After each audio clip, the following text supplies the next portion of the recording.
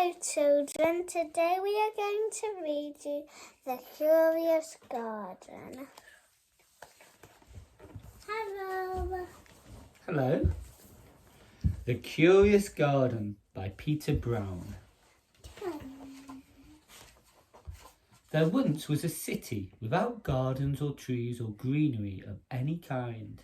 Most people spent their time indoors. As you can imagine, it was a very dreary place. However, there was one boy who loved being outside. Even on drizzly days, while everyone else stayed inside, you could always find Liam happily splashing through the neighbourhood. It was on one such morning that Liam made several surprising discoveries. He was wandering around the old railway, as he did from time to time, when he stumbled upon a dark stairwell leading up to the tracks. The railway had stopped working ages ago, and since Liam had always wanted to explore the tracks, there was only one thing for a curious boy to do. What? Liam ran up the stairs, pushed open the door and stepped out onto the railway. The first thing he saw was a lonely patch of colour. Wild flowers and plants were the last things he had expected to find up there, but when he took a closer look, it became clear that the plants were dying. They needed a gardener.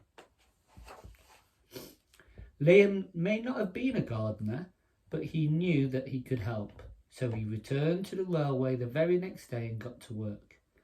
The flowers nearly drowned, and he had a few pruning problems, but the plants patiently waited while Liam found better ways of gardening.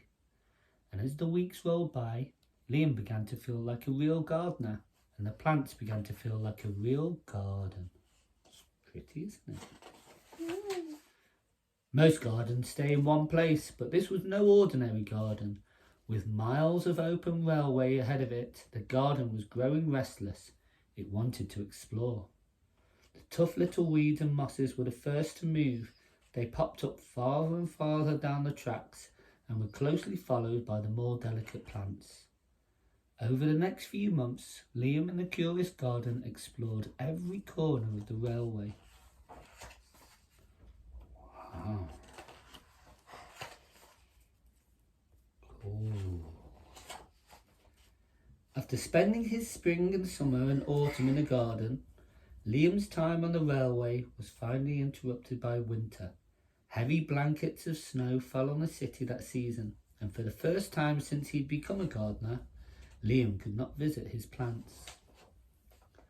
Rather than waste his winter worrying about the garden, Liam spent it preparing for spring. And after 3 cold months, the snow finally began to melt, and Liam rolled his new gardening gear over to the railway.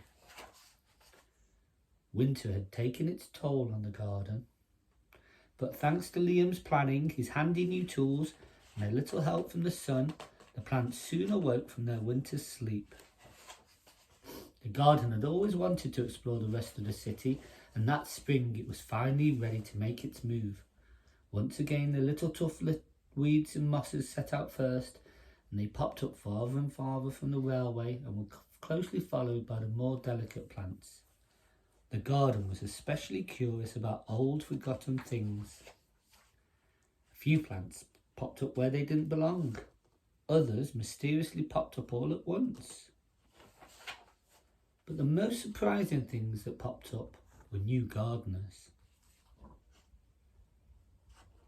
Wow. Look at that. They're water lilies. Many years later, the entire city had blossomed. But of all the new gardens, Liam's favourite was where it all began.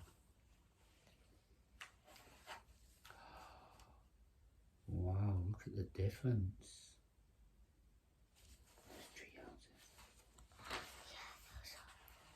The end. But not as awesome myself, but it's our system to have slides and 2 slides and 2 swings. We hope you enjoyed the story. Bye. Bye-bye. Good night or good morning wherever you live. Bye bye.